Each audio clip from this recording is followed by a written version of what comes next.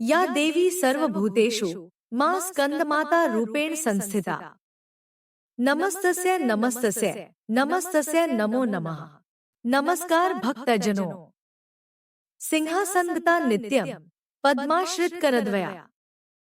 शुभदास्तु सदा देवी स्कंदमाता यशस्विनी। पहाड़ों पर रहकर सांसारिक जीवों में नवचेतना का निर्माण करने वाली स्कंदमाता। नवरात्रि में 5वें दिन इस देवी की पूजा अर्चना की जाती है। कहते हैं कि इनकी कृपा से मूढ़ भी ज्ञानी हो जाता है। स्कंद कुमार कार्तिकेय की माता के कारण इन्हें स्कंदमाता नाम से अभिहित किया गया है। इनके विग्रह में भगवान स्कंद बाल रूप में इनकी गोद में विराजित हैं। इस देवी की 4 भुजाएं हैं। ये दाईं तरफ की ऊपर वाली भुजा से स्कंद को गोद में पकड़े हुए हैं। नीचे वाली भुजा में कमल का पुष्प है। बाईं तरफ ऊपर वाली भुजा में वरद मुद्रा में है और नीचे वाली भुजा में कमल पुष्प है। इनका वर्ण एकदम शुभ्र है। ये कमल के आसन पर विराजमान रहती हैं।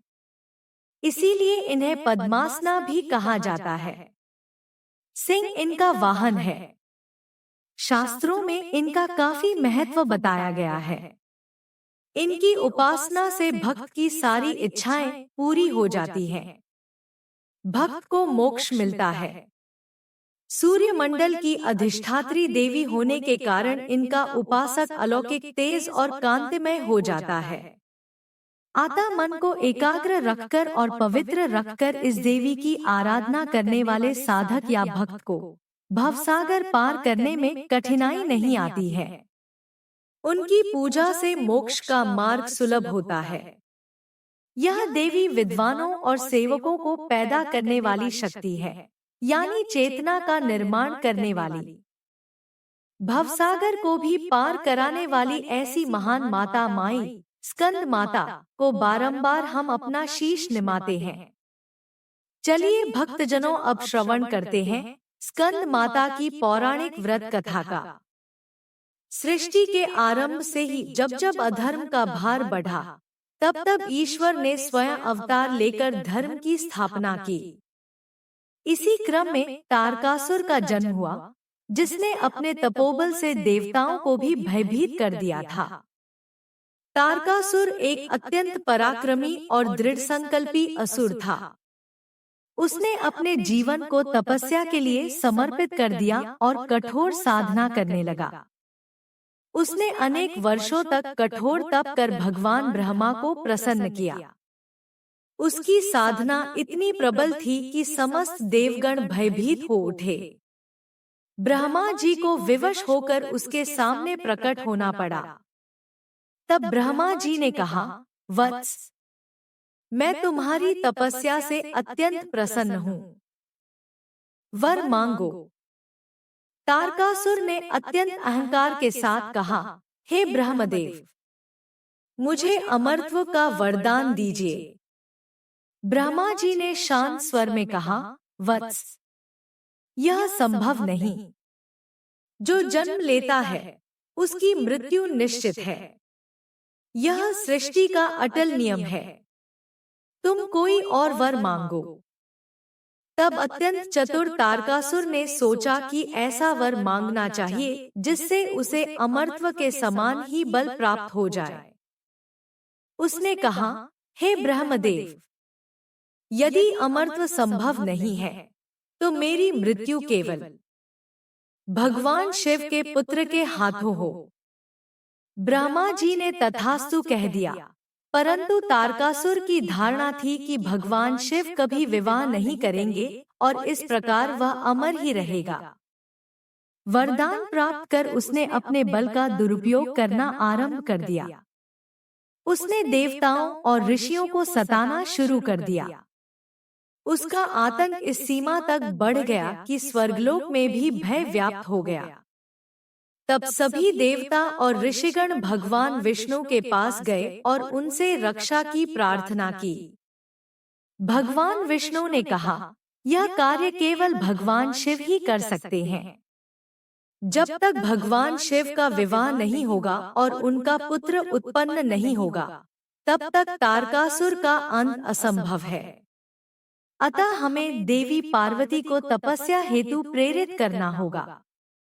उधर देवी पार्वती ने अपने पूर्व जन्म में सती के रूप में भगवान शिव को प्राप्त किया था, किंतु उनके योगाग्नि में समर्पण के पश्चात उन्हें पुनः शिव को प्राप्त करने हेतु कठोर तपस्या करनी पड़ी।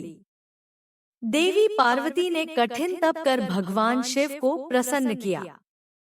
अंततः भगवान शिव और पार्वती का पावन विवाह संपन्न हुआ।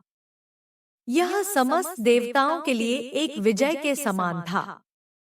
कुछ समय पश्चात भगवान शिव और माता पार्वती के पुत्र का जन्म हुआ। उनका नाम कार्तिकेय रखा गया, जिन्हें स्कंद, कुमार और सेनापति भी कहा जाता है।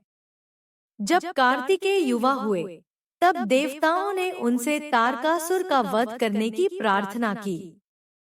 कार्तिकेय, जो शौर्य, पराक्रम और नीति के प्रतीक थे, उन्होंने अपने तेज और शक्ति से तारकासुर को युद्ध के लिए ललकारा।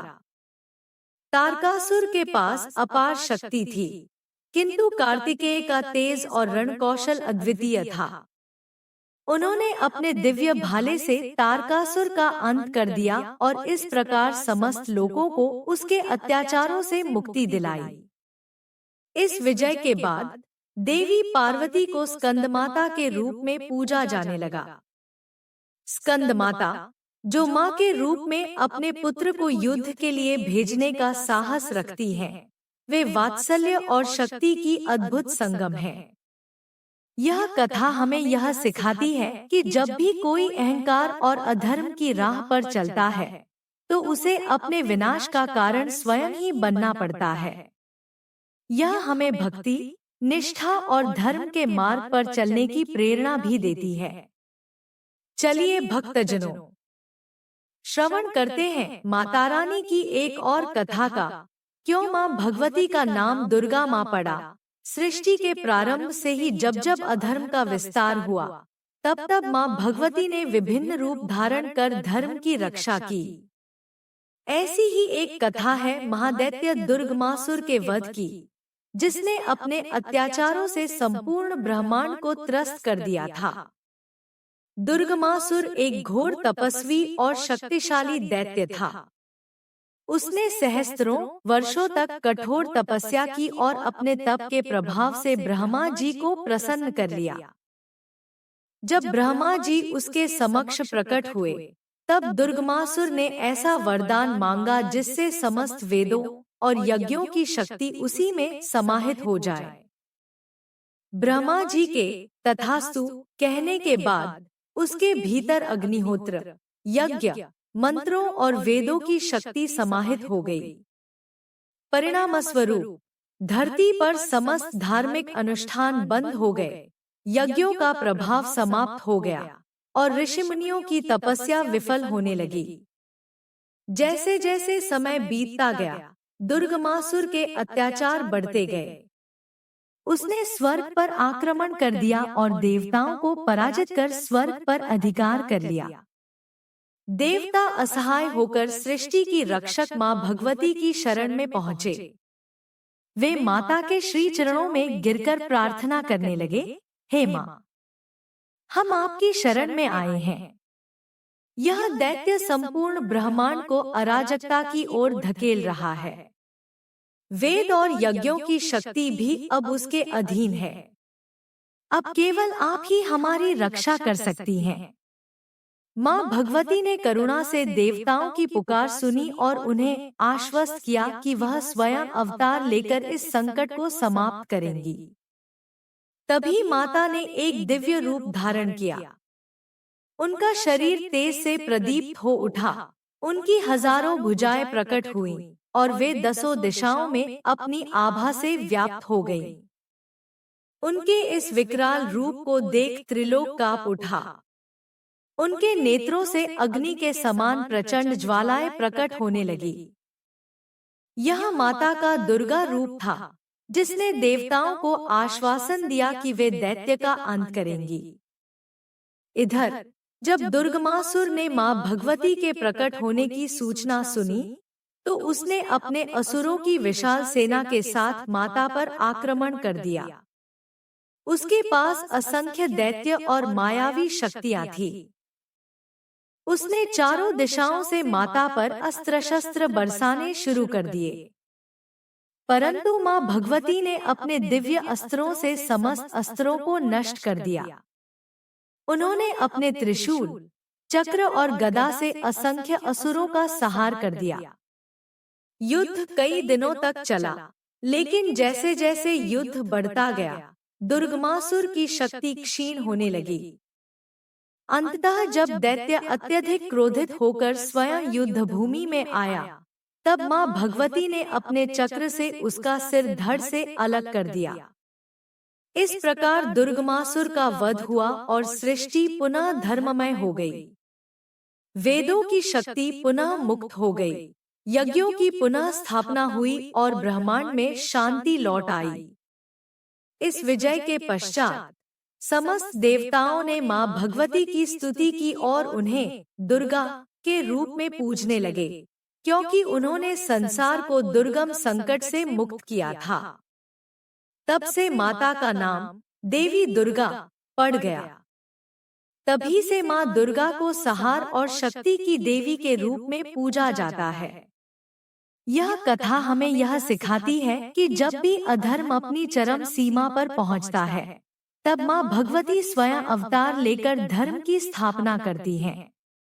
जय मां भगवती। अगर आपको यह कथा पसंद आई हो, तो सुविचार संग्रह चैनल को लाइक, शेयर और सब्सक्राइब करना न भूलें। हमारे साथ जुड़े रहें और भक्तिमय कथाओं का लाभ उठाते रहें। जय मां दुर्गा। धन्यवाद।